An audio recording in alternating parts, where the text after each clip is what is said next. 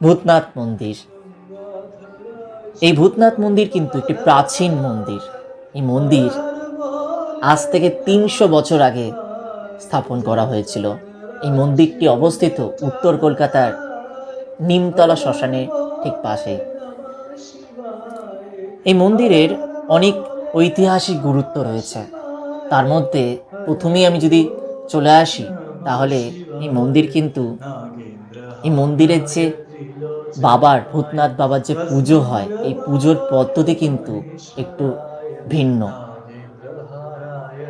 এই ভূতনাথ বাবাকে কিন্তু পূজা করা হয় মৃত মানুষের ছাই দিয়ে। মৃত মানুষের ছাই ভস্য দিয়ে বাবার আরতি করা হয়।